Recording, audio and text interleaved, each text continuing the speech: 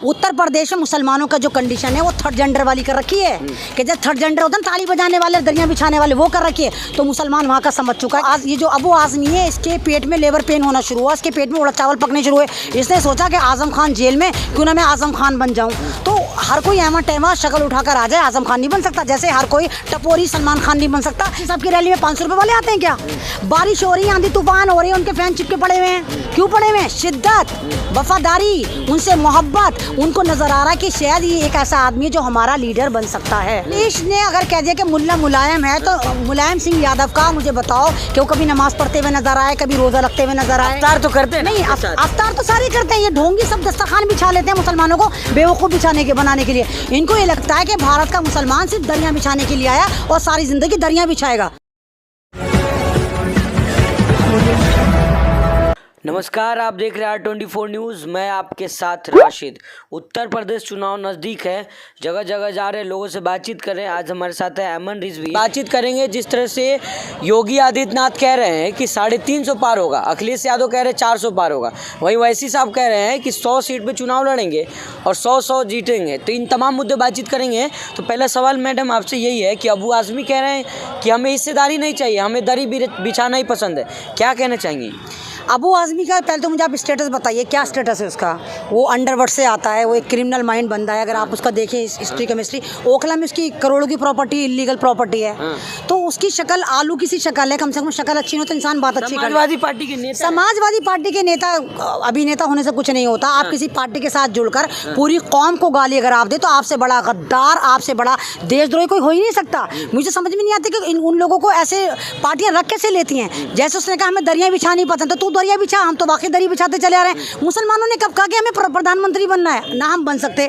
तो ये जो तू खाली एक तरह के मुसलमानों में हिंदू में तो एक झगड़े करवाना चाहता है तो तू कामयाब नहीं होगा अबू आज़मी। तू तो खुद अंडरवर्ल्ड डॉन से था और जिस तरह तू मुसलमानों को टारगेट कर रहा है और खासकर तू ओवैसी साहब को टारगेट कर रहा है, तो ओवैसी साहब तो हफ्सी है नहीं। ओवैसी साहब ने तो कहा इन्नल्लाह मअस साबिरीन, अल्लाह ताला सब्र करने वालों के साथ है। ओवैसी साहब ने कब कहा मैं 415 सीट पे लड़ूंगा? नहीं लड़ सकते, वो भी लड़ सकते थे। ओवैसी साहब ने कहा हम सिर्फ 100 सीटों पे लड़ेंगे, यही कहा ना। तो मैडम वो गलत भी कहाँ कुछ कह रहे हैं, वो तो कह रहे 100 सीट पे चुनाव लड़के भी क्या कर लेंगे। तो अबू आज़मी एक तरह से सही कह रहे हैं ना। नहीं, ये तो कोई बात नहीं हुई। जो चीज़ हमारी है, अगर हम कहीं पे हिस्सेदारी कर सकते हैं, ना होने से कुछ ना होना बेहतर है। एक है हमारे पास कुछ है ही नहीं, एक है हमारे पास कुछ आ सकता है। तो जो कुछ आ सकता है उसको क्यों ना पाएं? आप उत्तर प्रदेश में देखो, आप यादवों को देखो मात्र 9% है, आप ठाकुरों को देखो 6% है, आप ओबीसी SC ST सबको मिलाकर देखो 19% है। मुसलमान उत्तर प्रदेश में 23% है। तो आप 23% में आप बता दो मुसलमानों ने कौन सा मुसलमानों के पास पद रहा हो, या मुसलमानों का कभी वहाँ पर चीफ मिनिस्टर रहा हो, या उप मुख्यमंत्री रहा हो, या कोई बड़ी मिनिस्ट्री रही? कुछ नहीं रही। मंत्री तो बने ना, आजम खान नहीं, आजम खान मंत्री बने, लेकिन आजम खान को 11 मंत्रालय एक साथ दे दिए। 11 मंत्रालय आपने क्यों दिए? अगर 11 लोगों को मंत्रालय दिए गए होते तो आज आजम खान के लिए लोग आवाज़ें उठा रहे होते। 11 मंत्रालय एक साथ जेल में पहुँच गए, 11 मंत्री जेल में पहुँच गए, आजम खान अकेले पहुँच गए तो 11 मंत्री जेल में है मुसलमानों के, तो उनके लिए कोई आवाज़ नहीं उठा रहा। तो अब ये जो अबू आज़मी है इसके पेट में लेबर पेन होना शुरू हुआ, इसके पेट में उड़द चावल पकने शुरू हुए। इसने सोचा कि आजम खान जेल में क्यों ना मैं आजम खान बन जाऊं।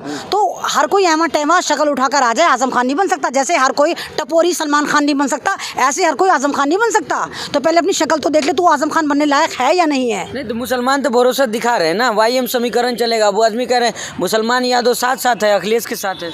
मुसलमान पूरे मुसलमान का वो ठेका नहीं ले रहा अबू आज़मी, और ना वो मुसलमानों का रहनुमा है। एक मुसलमान बता दो उसकी पार्टी समाजवादी पार्टी के अलावा कि अबू आज़मी को कोई पसंद करता हो। अबू आज़मी एक क्रिमिनल माइंड आदमी है, अंडरवर्ल्ड के साथ काम करता था। अपने पाप धोने के लिए उसने पार्टी ज्वाइन करी, क्योंकि फंडिंग कर देता होगा, इधर का पैसा इधर का रहा, इधर का करा इधर करा। अभी सारे के क्रिमिनल आ गए होंगे पार्टी में। इतना कड़ा आरोप लगा नहीं, कड़ा भाई ये सूत्रों से पता है, आप जाके मालूम करो। अंडरवर्ल्ड के साथ काम करता था अबू आज़मी, आप जानते नहीं उसका मतलब। ये तो सारे अंडरवर्ल्ड के सारे डॉन है। अब ये डॉन बनने के बाद ये हमारी बदनसीबी रही है ना कि जितने भी ये सारे डॉन पॉन होते हैं पॉलिटिक्स में उतर कर आ जाते हैं। अच्छा इंसान पॉलिटिक्स में जाता नहीं। आप अच्छे इंसान जैसे ओवैसी साहब जैसे पॉलिटिक्स में आए तो इन तमाम लोगों के पेट में मरोड़े उठने शुरू हो गए। हाय अल्लाह, एक पाक साफ आदमी, एक बैरिस्टर आदमी, एक मुसलमानों का रहनुमा बन के, एक 5 वक्त का नमाज पढ़ने वाला बंदा ओवैसी मुसलमानों का रहनुमा कैसे बन सकता है? मतलब ओवैसी साहब को ये चाहते हैं कि ओवैसी साहब आएँ, मस्जिदों में वास करें और चले जाएँ। मतलब ओवैसी साहब जहाँ पर जाएंगे कि जी वोट कटवाएं, तो ओवैसी साहब ने अपनी पार्टी बनाई है, घुइयाँ छीनने के लिए नहीं बनाई बनाई, उन्होंने पार्टी बनाई पॉलिटिक्स के लिए बनाई है।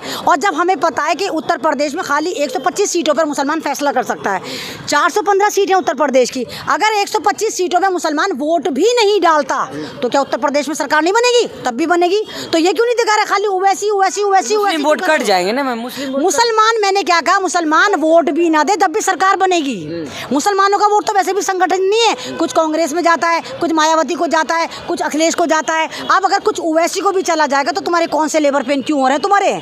आप ही के सब मुस्लिम ही कह रहे हैं ना कि जो है वैसे ही आया है, भाजपा से पैसा लिया है, वोट काटेगा, चला जाएगा हैदराबाद। तो आप किस आपने जो जिन मुस्लिम की बात कर रहे हैं वो तमाम ईमान फरोश मुस्लिम रहे होंगे, वो किसी ना किसी पार्टी का झंडा लगा कर आए होंगे, किसी नॉर्मल मुसलमान ने नहीं कहा होगा। आप खुद बताओ, आप तो ओवैसी साहब को खुद कवर करते हो, ओवैसी साहब की रैली में 500 रुपए वाले आते हैं क्या? बारिश हो रही है, आंधी तूफान हो रही है, उनके फैन चिपके पड़े हुए हैं, क्यों पड़े हुए हैं? शिद्दत, वफादारी, उनसे मोहब्बत, उनको नजर आ रहा है कि शायद ये एक ऐसा आदमी है जो हमारा लीडर बन सकता है। तो मुसलमानों का रहनुमा मान लिया जाए क्या ओवैसी साहब को? अगर ओवैसी साहब इस वाली बात की श्योरिटी दे रहे हैं कि वो मुसलमानों के लिए करेंगे, और ऐसा ओवैसी साहब पे सिर्फ इल्ज़ाम ही तो सिद्ध तो नहीं हुआ, या ओवैसी साहब ने कोई ऐसा तो नहीं है कि मुसलमानों के हक में कभी बात ना करी हो। आप देखो एनआरसी आया था, एनआरसी का बिल किसने फाड़ा था पार्लियामेंट में? किसकी हिम्मत थी? ओवैसी साहब की थी। कभी भी कोई भी मुद्दा होता है, मॉब लिंचिंग होती है, कौन आवाज़ उठाता है? ओवैसी साहब।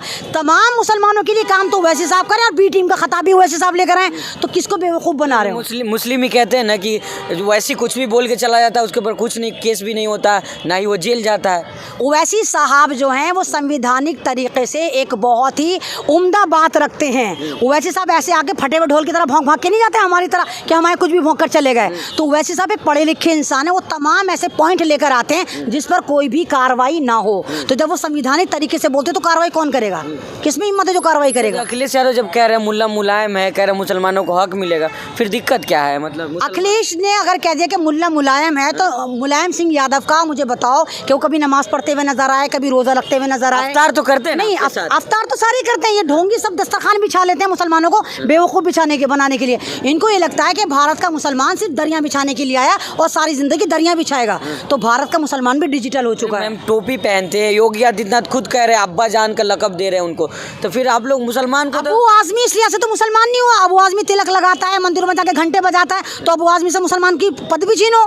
ये कैसे मुसलमान बनना है जब घंटे बजा रहा है, तिलक लगा रहा है? भाई टोपी पहनने से कोई मुसलमान नहीं होता, अफ्तारी करने से कोई मुसलमान नहीं होता। मुसलमान मतलब मुसल्ले ईमान, जो ईमान को मजबूती से पकड़े, जो अल्लाह ताला पर यकीन रखे, जो कलाम पाक पर यकीन रखे, जो रसूल पाक पर यकीन रखे, वो मुसलमान कहलाता है। टोपी पहनने से मुसलमान नहीं होता। नाम हो रहा है योगी आदित्यनाथ तो कह रहे हैं कि अब्बा जान नहीं रोक पाए, हमारे मंदिर बनवा दिए।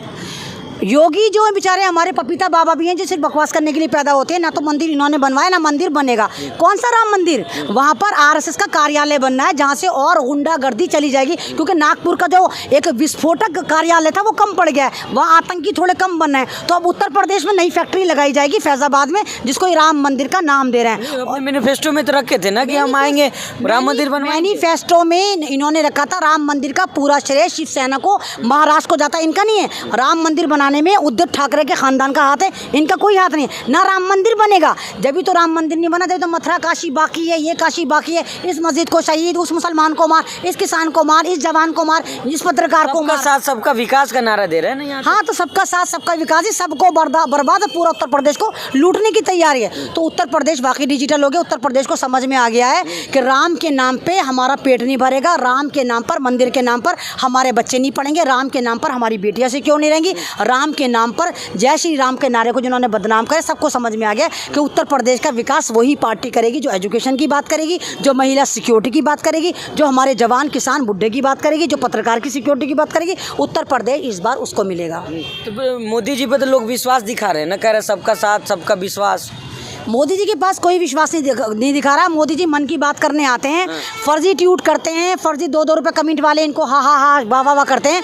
मोदी जी के तमाम फॉलोअर फेक हैं। यही वजह कि ज़मीन पे कोई मोदी जी की तारीफ नहीं करते। यहाँ पर 50 लोग हैं, आप पूछ लो, आप मोदी जी क्या आप मोदी जी को पसंद करते हो? जिस थाली में कुत्ता खाएगा उसमें खाकर दिखा दो, कोई भी कह देगा हम मोदी जी को पसंद करते हैं, एक भी बोल दे। प्रधानमंत्री हमारी बदनसीबी से हैं। प्रधानमंत्री हैं, हिटलर नहीं है, बादशाह नहीं है जो सारी ज़िंदगी मुसल्लत रहेंगे। 5 साल के लिए हमने चुना था, 5 साल में में चुई पटाख करेंगे, उखाड़ के फेंक देंगे हम। हमारे वोट की पावर से प्रधानमंत्री बने थे। भारत उनकी पावर से नहीं बना था, वो भारत की पावर से बने थे। 5 साल के लिए कोई भी प्रधानमंत्री विश्वगुरु बनाए ना भारत। 140 करोड़ लोग जब पार्लियामेंट में नहीं आ सकते थे, हमने इन जैसे दलालों को पार्लियामेंट में भेज के अपना प्रधानमंत्री बनाया था। क्या करा, पूरे भारत को बेच के खा गए।